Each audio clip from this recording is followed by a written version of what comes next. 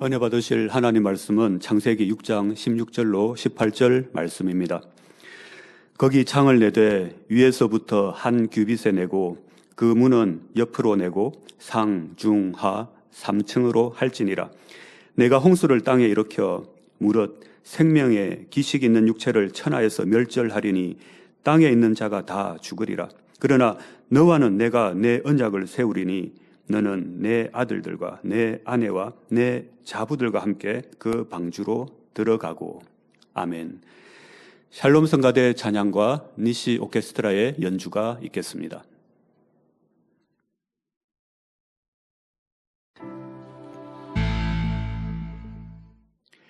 원로 목사님의 창세기 강의 99번째 노아의 방주 두 번째 말씀을 듣겠습니다. 사랑하는 성도 여러분, 전 세계 및 전국의 지교회 성도 여러분, 지성전 성도 여러분, 전 세계 인터넷을 통해 예배드리는 모든 성도 여러분, GCN 방송 시청자 여러분, 하나님께서는 노아 방주의 재료와 크기와 구조까지 알려주셨는데 여기에는 모두 영적인 의미가 담겨 있습니다. 바로 노아와 그의 후손들이 앞으로 어떻게 살아야 할지, 홍수 심판을 통해 무엇을 깨달아 명심해야 하는지 방주 곳곳에 의미를 담아 주셨죠. 이 방주의 사건 이후로 이제 인류가 점점 또 낳아서 퍼져 전 세계로 나갈 텐데 다 이들에게 깨우침을 주기 위해서 다 기록해 하신 것이라 이 말입니다. 지난 시간에 이어서 16절부터 보겠습니다. 거기 창을 내되 위에서부터 한 규빗에 내고 그 문은 옆으로 내고 상중하 3층으로 할지니라. 하나님께서는 방주에 창도 내고 문도 내도록 명하셨습니다. 왜 이런 것까지 이렇게 세세히 성경에 기록토록 하셨을까요?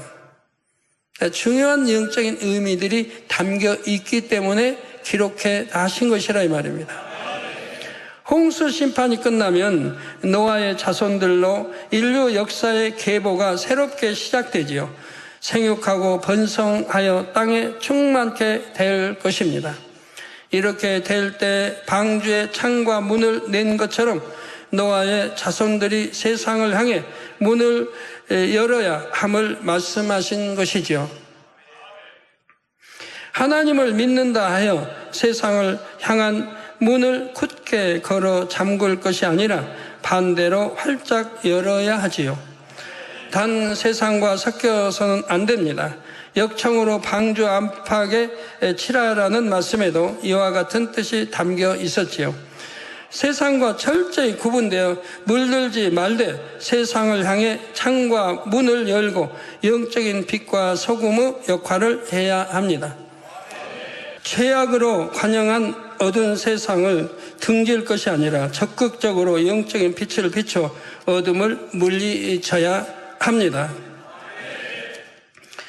부정부패가 난무하는 곳에서는 소금처럼 정화시키는 역할을 해야 합니다. 교회와 성도가 세상과 구분되어야 한다고 해서 세상을 등지면 복음은 누가 전합니까? 전도하지 않으면 하나님의 나라는 어떻게 확장하겠는지요? 이에 우리는 사도 바울이 가졌던 마음가짐과 자세를 본받을 필요가 있습니다. 고린도전서 9장 19절에서 22절에 보면 사도 바울은 내가 모든 사람에게 자유하였으니 스스로 자유하였으나 스스로 모든 사람에게 종이 된 것은 더 많은 사람을 얻고자 함이라.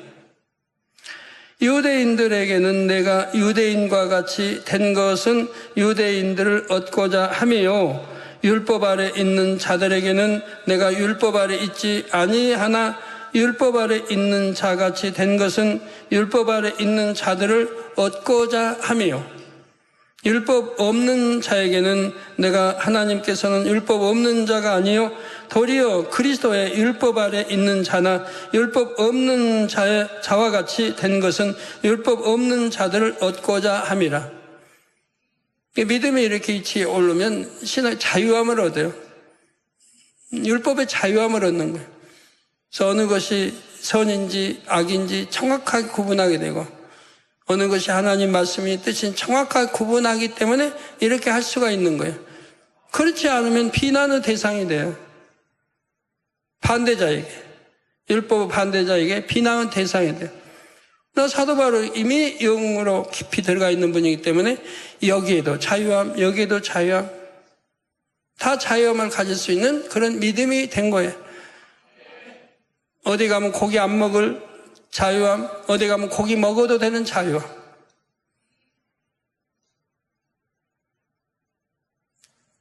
가증스러운 고기 먹으면 율법에 저촉되죠? 그러면 사도 바울은 먹을 수 있어요. 네. 이미 믿음이 그런 경지에 들어있으니까 율법의 자유함을 얻는 거죠.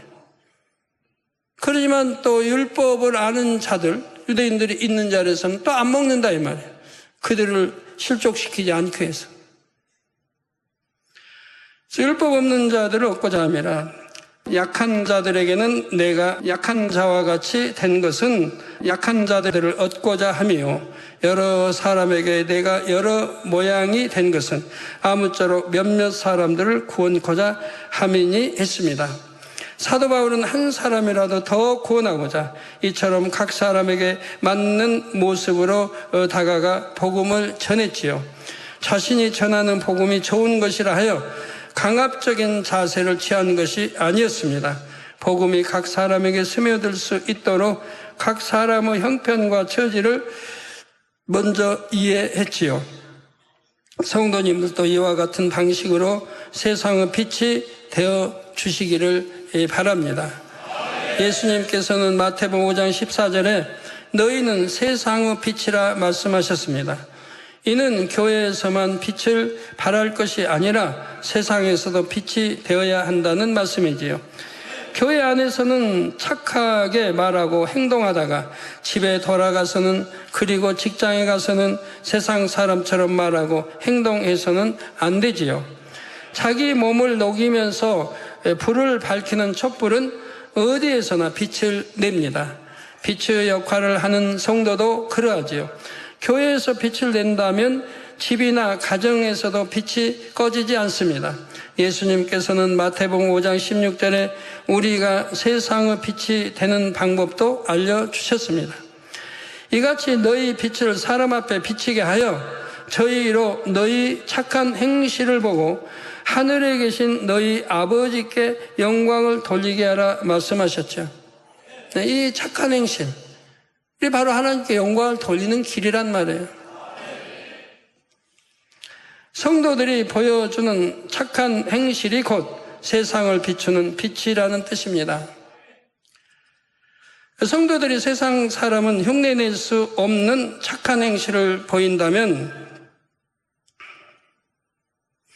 과연 교회 다니는 사람은 다르구나 하고 인정을 받게 되지요. 결과적으로 아버지 하나님께서 영광을 받으시게 되고요. 이것이 바로 방주의 문과 창을 내게 하신 아버지 하나님의 뜻입니다. 다음으로 방주를 상중하 3층으로 짓게 하신 데에 담긴 영적인 의미를 말씀드리겠습니다. 이는 삼위일체 하나님을 늘 마음에 생각하며 그 가운데서 떠나지 말라는 뜻입니다. 이와 함께 인간 경작의 역사가 크게 세 시대로 구분됨을 나타냅니다. 먼저는 아버지 하나님께서 친히 사역하시는 여호와 하나님의 시대, 즉 구약 시대입니다. 다음으로 예수님께서 이 땅에 구세주로 오셔서 사역하시는 주님의 시대이지요. 마지막으로 성령의 시대입니다. 주님께서 부활 승천하신 후부터 인간 경작이 마무리될 때까지의 기간입니다. 홍수 심판으로 인간 경작의 전환점을 맞는 이때에 하나님께서는 방주의 구조를 통해 역사의 주관자는 삼위일체 하나님이심을 분명히 나타내 주신 것입니다. 사랑하는 성도 여러분, 아버지 하나님께서는 노아에게 방주의 양식을 알려주신 후 홍수로 심판하실 것을 다시 천명하십니다.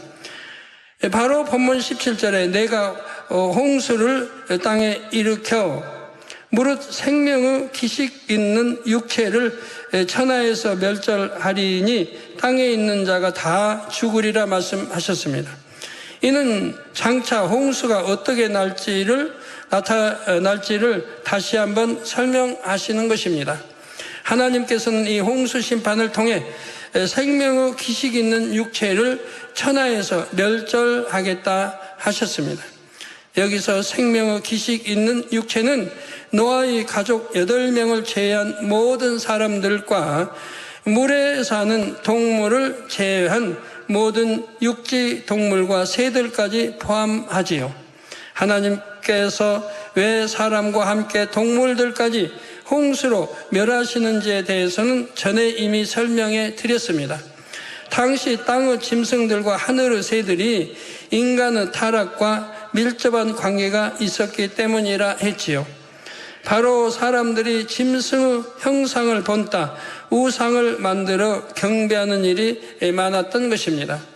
로마서 1장 23절에 썩어지지 아니하는 하나님의 영광을 썩어질 사람과 금수와 버러지 형상의 우상으로 바꿨느니라 말씀하신 대로였습니다. 이러한 이유와 함께 짐승과 새들이 사람의 다스림을 받는 존재, 곧 사람에게 속한 자들, 사람에게 속한 것들이기 때문에 사람과 함께 멸하신 것이지요. 쉽게 말해 연대 책임을 물으신 것입니다. 그런데 이 구절에서 홍수를 땅에 일으키겠다고 표현하신 데에 주목해야 합니다. 이는 단지 당시 땅 위에 살던 사람들과 동물들을 모두 멸하겠다는 의미만 담긴 것이 아니지요. 사람이 살던 삶의 터전 자체를 아예 멸하시겠다는 뜻이 담겨 있습니다. 당시 홍수로 인해 이 땅에 얼마나 엄청난 변화가 있게 됐는지를 상상해 볼 수 있는 말씀입니다. 사실 당시 홍수 심판이 컵에 물을 따르면 수면이 점차 높아지듯이 지구가 서서히 물에 잠기기만 한 것이 아닙니다. 지구는 홍수로 인해 엄청난 지각 변동을 겪었지요. 그 결과 홍수 후에 지구는 그전과 아주 다른 환경에 처하게 됐습니다. 지형도 완전히 변했고 기후도 바뀌었지요. 생태계 환경도 무척 달라졌습니다. 홍수로 인해 지형이 어떻게 바뀔 수 있는지 좀 더 설명해 드리겠습니다.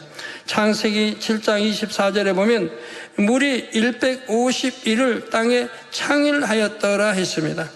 비가 내린 기간은 40일이었지만 지구 전체가 완전히 물에 잠겼던 기간은 150일이었지요. 이 물이 다 빠지고 땅이 굳기까지는 또 150일 이상이 걸렸습니다. 전 지구가 150일 동안 완전히 물에 잠긴다면 어떤 현상이 일어날까요?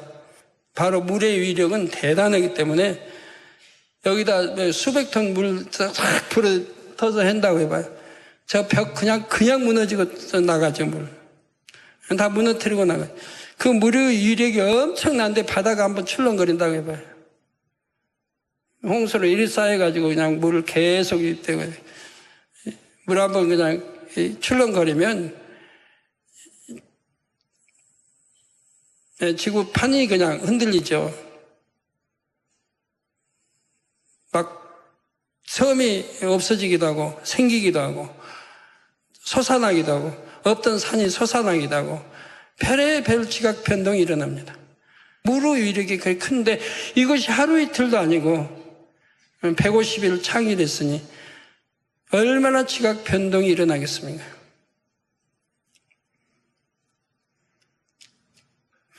지구 표면이 잔잔한 호수처럼 고요한 상태였을까요? 아닙니다. 지구는 태양과 달 사이에 끼어 있어서 서로 끌어당기는 힘, 곧 인력이 작용하게 됩니다. 태양과 달이 지구를 끌어당기는 힘에 의해 지구를 뒤덮은 물이 양쪽으로 불룩하게 나오지요. 여기에 지구가 하루에 한 바퀴씩 돕니다. 지구는 도는데 인력에 의해 물은 붙잡혀 있으니까 물이 지구를 휩쓸고 돌게 됩니다. 이렇게 지구를 휩쓸고 도는 물은 산과 같이 높은 지대를 허물어뜨립니다. 그리고 무너뜨린 흙을 몰고 가다가 낮고 넓은 곳을 만나면 쭉 쌓아 놓습니다.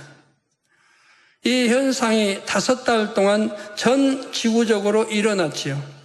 그 결과 홍수 이전에 지구에 있었던 문명이 대부분 파괴되고 말았습니다. 그리고 물이 빠지면서 이전과 다른 새로운 지형이 형성되었지요. 바로 이것이 사람들이 살았던 삶의 터전 자체를 전부 멸하시겠다는 말씀의 의미입니다. 성도 여러분, 이어지는 본문 18절에 하나님께서 노아에게 말씀하시기를 그러나 너와는 내가 내 언약을 세우리니 너는 내 아들들과 내 아내와 내 자부들과 함께 그 방주로 들어가고 하셨습니다. 여기서 하나님께서 말씀하신 언약은 노아와 그의 가족들을 홍수 심판에서 구원하시고 그들을 통해 인간 경작의 역사를 새롭게 이루어 가시겠다는 것입니다. 하나님께서는 이를 너와는 내가 내 언약을 세우겠다고 말씀하심으로써 그 뜻하신 바를 반드시 이루시겠다는 강한 의지를 밝히셨습니다. 하나님께서 자신의 이름으로 세우신 언약은 어떠한 일이 있어도 끝까지 이루시지요. 민수기 23장 19절에 하나님은 인생이 아니시니 시건치 않으시고 인자가 아니시니 후회가 없으시도다. 어찌 그 말씀하신 바를 행치 않으시며 하신 말씀을 실행치 않으시려 한 대로입니다. 그러니까 아버지가 이렇게 언약을 철저히 지키시는 분이에요. 그러니까 성경에 기록된 모든 말씀은 1.1획 빼지 않고 그대로 지키시는 거고 그대로 심판하시는 거예요. 또한 하나님께서 이사야 55장 11절에 친히 말씀하시기를 내 입에서 나가는 말도 헛되이 내게로 돌아오지 아니하고 나의 뜻을 이루며 나의 명하여 보낸 일에 형통하리라 하셨지요. 그렇다고 해서 하나님께서 말씀하신 대로 이루시기 위해 절대적인 권력을 휘두르는 분은 아닙니다. 모든 것을 공의 가운데 이루시지요. 사단이 송사할 수 없도록 공의를 쌓아가십니다. 뜻하신 바를 이루시기 위해 미리미리 준비하시며 상황과 환경을 주관하십니다. 하나님께서 대홍수 심판에서 노아와 그의 가족을 구원하시기 위해서도 오래전부터 역사하셨지요. 노아의 직계 조상들 대대로 하나님의 은혜를 입게 하심으로 하나님을 경외하는 자들이 되게 하셨습니다.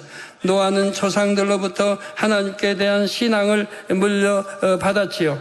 노아 자신도 하나님을 경외함으로 죄악된 세상과 구분된 삶을 살았습니다. 노아의 아내와 자녀들과 며느리들도 마찬가지입니다. 무조건 노아의 가족이라 하여 구원받는 것이 아니었지요. 그들 스스로가 노아의 가르침에 귀를 기울였고 노아가 전하는 하나님의 뜻을 따랐습니다. 그 결과 그들도 대홍수 심판에서 구원받을 수 있는 믿음을 가질 수 있었지요. 이에 하나님께서는 노아와 언약을 세우실 수 있었던 것입니다. 이처럼 하나님께서 어떤 언약을 하시면 언약을 받는 편에서도 합당한 공의를 채울 때 언약의 효력이 발생된다는 사실입니다. 예를 들어 출애굽한 이스라엘 백성들을 보십시오. 하나님께서는 애굽에서 종살이하던 이스라엘 백성들을 이끌어내시며 가나안 땅으로 들이시겠다고 약속하셨습니다. 그런데 결국 가나안 땅에 들어간 이들은 출애굽 2세대였지요. 그럼 1세대와는 약속 안 했습니까? 1세대고 했죠. 그러나 1세대들은 들어가지 못하고 2세 약속하지 아니한 2세대들이 들어갔습니다. 직접 하나님의 약속을 받았던 출애굽 1세대 중에서는 여호와와 갈렙만 가나안 땅에 들어갔습니다. 그러면 하나님께서 약속을 어기신 것입니까? 아니지요. 하나님은 약속을 신실하게 지키셨습니다. 반대로 출애굽 1세대 대부분은 하나님의 약속을 믿지 못하고 의심했습니다. 현실적으로 어려움이 닥치자 오히려 하나님을 원망하고 불평했지요. 그러니 여호수아와 갈렙만은 끝까지 하나님의 약속을 믿어드렸습니다. 이에 대해 민수기 32장 11절 12절에 애굽에서 나온 자들의 20세 이상으로는 한 사람도 내가 아브라함과 이삭과 야곱에게 맹세한 땅을 정령이 보지 못하리니 이는 그들이 나를 온전히 순종치 아니하였음이니라. 다만 그나스 사람 여분네의 아들 갈렙과 눈의 아들 여호수아는 볼 것은 여호와를 온전히 순종하였음이니라 말씀하셨죠. 결국 갈렙은 첫 번째 가나안 정탐 때 보고 왔던 헤브론 산지를 얻었고 대대손손 그곳을 기업으로 삼았습니다. 이처럼 변개함 없는 믿음이 하나님의 약속을 실상으로 받을 수 있는 공의를 채운다는 사실입니다. 물론 모세도 하나님의 약속을 의심치 않았지만 그는 지도자로서의 책임을 져야 했지요. 백성들을 가나안 땅의 목전까지 인도하여 자신의 사명을 모두 마쳤을 때 가나안 땅보다 훨씬 좋은 안식처인 천국에 들어가게 되었습니다. 에스겔 36장 37절에도 하나님께서 이스라엘 백성에게 너희 사면에 남은 이방 사람이 나 여호와가 무너진 곳을 건축하며 황무한 자리에 심을 줄 알리라. 나 여호와가 말하였으니 이루리라. 나 주 여호와가 말하노라. 그래도 이스라엘 족속이 이와 같이 자기들에게 이루어 주기를 내게 구하여야 할지라고 말씀하셨습니다. 이처럼 아버지 하나님께서는 약속하면 지키시는 신실한 분입니다. 그런데 약속을 받은 편에서도 온전히 믿고 끝까지 기도할 때 약속이 실상이 될 수 있음을 알아야 하겠습니다. 이는 능력과 권능의 인침을 받은 분들도 마찬가지입니다. 내가 능력 인침 받아놓고도 믿지 않으면 아무 소용없어. 하나님 믿음의 관계가 안 되면 아무 소용없는 거예요. 믿은 분들은 그 능력이 자꾸 지금 커가잖아요. 기도할 만 할 때마다 능력이 자꾸 커가는 걸 본인들이 느낀다 이 말이에요. 영으로 들어온 사람에게는 능력이 임하고 온영으로 들어온 사람에게는 권능이 임하죠. 이는 성경의 근거에서 드린 말씀입니다. 마가복음 9장 23절 후반절에 예수님께서 믿는 자에게는 능치 못할 일이 없느니라 말씀하셨지요. 또한 마가복음 16장 17절에서 18절을 보면 믿는 자들에게는 이런 표적이 따르리니 하시며 여러 가지 표적의 사례가 나옵니다. 성경에는 그냥 믿는 자라고 표현됐지만 우리는 믿음에도 분량이 있음을 알지요. 능력을 받기 위해서는 영을 이뤄 믿음의 4단계가 되어야 하며 권능을 받기 위해서는 온영을 이루어 믿음의 5단계에 이르러야 합니다. 그런데 온영을 이뤘다 하여 능력과 권능이 그냥 주어지는 것은 아니지요. 아버지 하나님께 능력과 권능을 받기까지 간절히 구해야 합니다. 영으로 온영으로 들어온 사람들은 아버지를 지극히 사랑하기에 아버지의 원하시는 바를 이뤄 드려야 합니다. 아버지께서 원하시는 바는 바로 많은 영혼이 구원에 이르는 것이지요. 이를 위해 열심을 내다보면 아버지 하나님께 더 큰 능력을 받아야 함을 확연히 느끼게 됩니다. 사람의 마음을 변화시키는 일이 결코 사람의 능력과 지혜로 되지 않음을 깨닫기 때문입니다. 이처럼 아버지 하나님에 대한 사랑과 영혼들에 대한 사랑 때문에 능력 받기를 간절히 구하는 사람은 결국 받을 수 있습니다. 능력의 영적인 정의는 사람으로서는 할 수 없지만 하나님으로서는 하실 수 있는 힘입니다. 능력은 사람이 하는 게 아니라 이 말이에요. 하나님만이 하실 수 있는 하나님이 주시는 힘이라 이 말. 그래서 능력의 영적인 정의는 사람으로서는 할 수 없지만 하나님으로서는 하실 수 있는 힘이라 이 말입니다. 능력을 받으면 불가능이 없고 하나님의 뜻 가운데서 무엇이든 할 수가 있지요. 이러한 능력을 받으려면 영으로 들어왔다 해도 불같은 기도를 무수히 쌓아야 합니다. 또한 능력의 인침을 받았다 해도 불같은 기도를 할 때에 능력 행함이 불릴 듯일 수 있습니다. 하물며 능력보다 한 차원 높은 권능을 행하려면 얼마나 많은 기도를 쌓아야 하겠는지요. 권능은 권세 있는 능력입니다. 권세 있는 능력. 능력과 함께 권세도 따릅니다. 권세는 하나님께서 정하신 영이 어미에 있고 영광스러운 힘이요, 하나님의 질서 가운데 위로부터 난 하나님의 명입니다. 이 영적인 권세는 예리한 칼에 비유할 수 있습니다.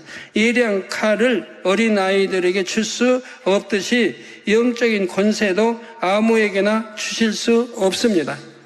하나님께서는 마음에서 악을 뽑아버리고 성결을 이룬 사람에게 선과 사랑을 채운 만큼 권세를 허락하십니다. 그러니까 권세를 허락할 경우 하나님께 마음에서 악을 뽑아버리고 성결을 이룬 사람에게 선과 사랑을 또 채운 만큼 권세를 허락하신다 이 말입니다. 능력과 권세의 차이를 이해할 수 있도록 비유를 들어보겠습니다. 연로한 아버지와 건장한 아들이 있을 때 아들은 아버지보다 힘도 세고 지혜가 있지요. 아무래도 연로한 아버지보다는 젊은 20대, 30대 아들이 더 셀 거 아니에요? 힘도 세고 지혜도 더 있을 거고, 연로하신 분은 지혜가 없다는 게 아니라 기억력을 많이 상실하니까. 이를테면 능력 면을 본다면 아들이 더 큽니다. 그러나 권세는 누가 더 큰가요? 아들은 아버지의 말씀에 순종해야 하는 위치에 있기 때문에 아버지의 권세가 더 크다 할 수 있습니다. 질서가 잡힌 가정이라고 하면 아버지 권세, 오늘날 질서가 파괴된 가정, 아버지를 우습게 알아버리고 아버지 뭐 별거 아니야. 아버지 말에 순종도 하는 그런 가정이라고 하면 안 되겠지만, 또 질서가 있고 의미가 있고 질서가 있는 가정이라고 하면 아버지 권세가 절대적이라 이 말이에요. 그래서 아버지의 권세가 더 크다 할 수 있습니다. 또 다른 예를 들어보겠습니다. 옛날 왕정시대에 대구구 사신이 왕명을 가지고 속국에 가면 왕과 같은 대우를 받습니다. 사신 자신이 가진 권세로 이런 대우를 받는 것이 아니라 왕의 권세를 가지고 대신 갔기 때문입니다. 이게 중국 황제의 권세를 가지고 지금 우리나라 같은 왕의 나라에 왔다 이 말이에요.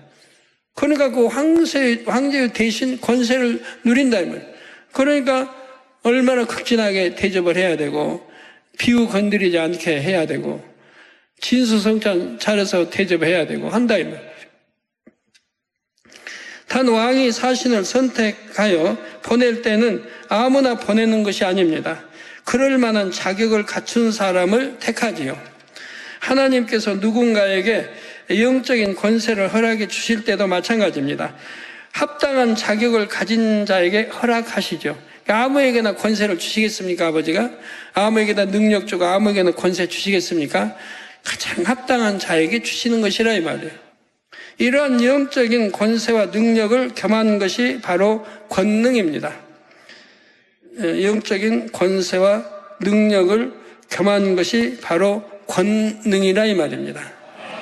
권세와 능력 합쳐진 게 권능. 시편 62편 11절에 기록된 바와 같이 이 권능은 하나님께 속한 것입니다. 곧 성부, 성자, 성령 삼일체 하나님께서 이 권능을 갖고 계십니다. 그렇기 때문에 공의에 비춰 합당한 자격을 갖춘 이들에게 하나님께서 이 권능을 허락해 주시지요. 참고로 성결되지 않았는데도 병균에 의한 질병을 고치는 역사를 베푸는 사람이 있습니다. 이는 하나님과 영혼을 사랑하여 불같은 기도를 무수히 쌓은 사람에게 하나님께서 신의 은사를 주신 것이죠. 그러니까 죄종들이나 교계 누가 이런 걸 몰라요. 그냥 능력 나타내도 신의 은사라고 그래요. 권능 나타내도 신의 은사. 신의 은사가 강하다. 이런 식의 표현이에요. 신의 은사가 아닌 거예요. 신의 은사는 어떤 질병, 균에 의해서 그런 거를 치료해. 이게 신의 은사지. 능력과 권능하고는 다르다 이 말이에요. 능력, 권능은 어떤 질병과 균에 의한 것이 아닌 것들이잖아요. 뭐 태아돼 버린 뼈, 부러진 뼈, 뭐 그냥 끊어진 힘줄 기도해서 이어버리고 온갖 것들.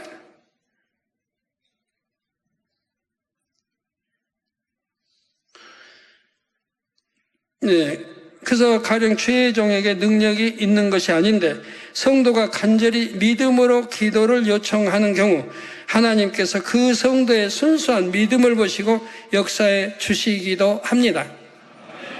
이런 경우들은 하나님의 권능과는 차원이 다름을 아시기 바랍니다. 성도 여러분, 권능은 하나님께 속하였다 했죠. 그래서 우리 예수님께서도 제자들이 권능을 행할 수 있도록 나누어 주신 것을 볼 수가 있습니다.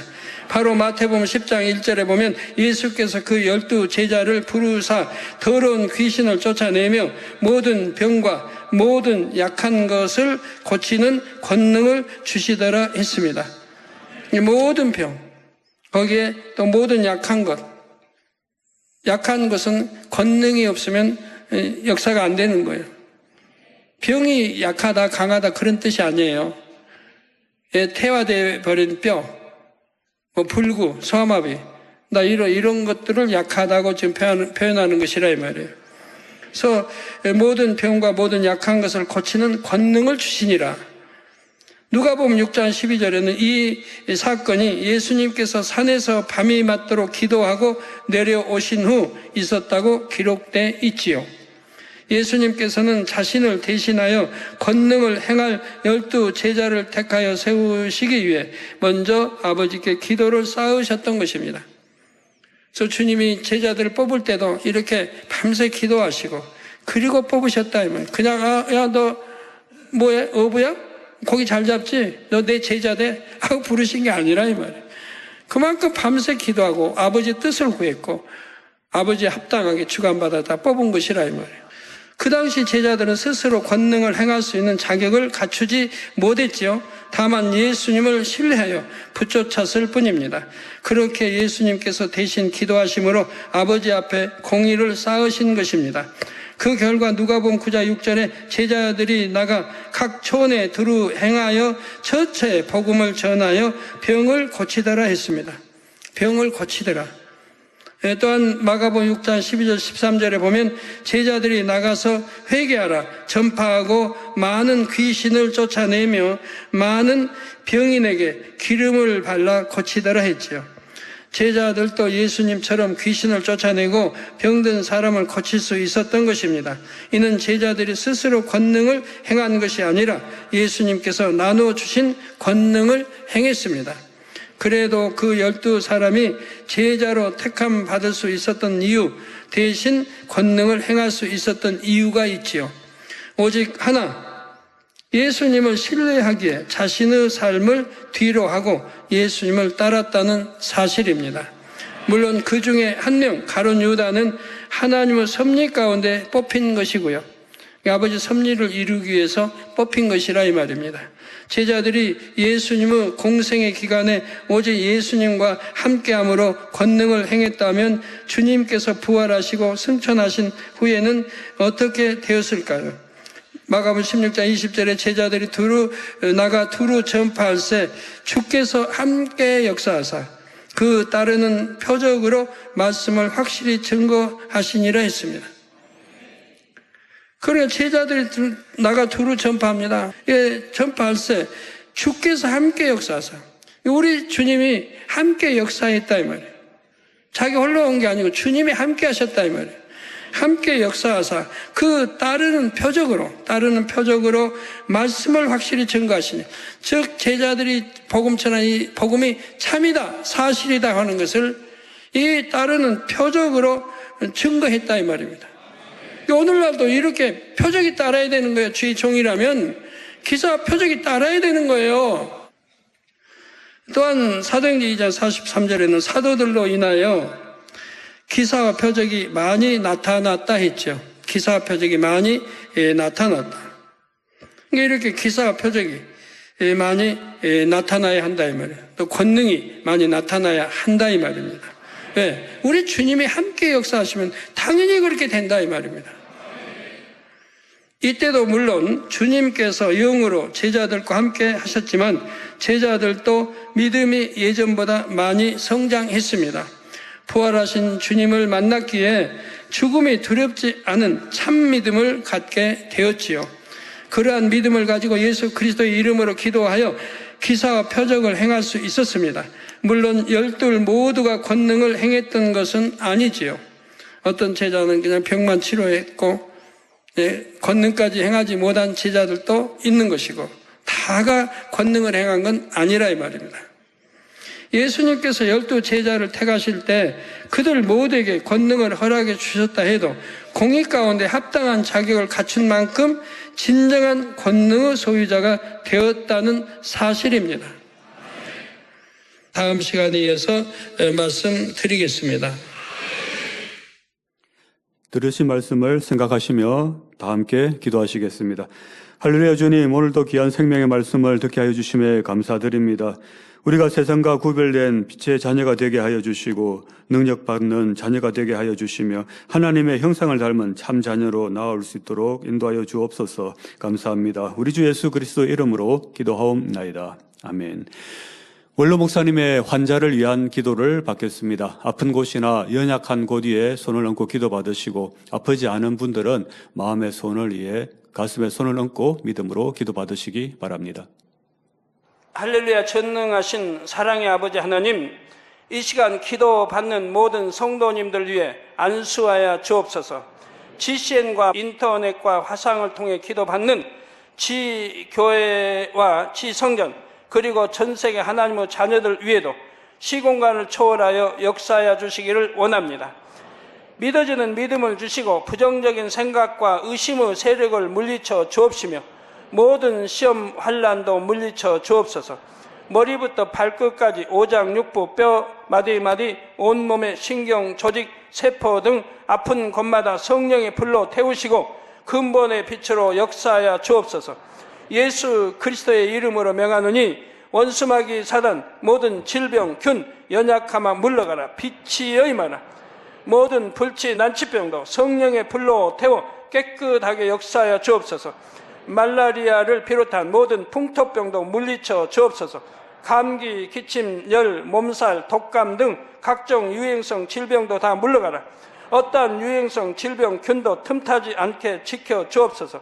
위암, 폐암, 간암, 유방암, 자궁암, 대장암, 피부암 등 각종 암과 에이즈, 백혈병, 뇌졸중, 고혈압, 저혈압, 심장병, 폐병, 위장병, 당뇨, 부인병, 피부병, 갑상선, 질환과 모든 염증도 깨끗게 하여 주옵소서.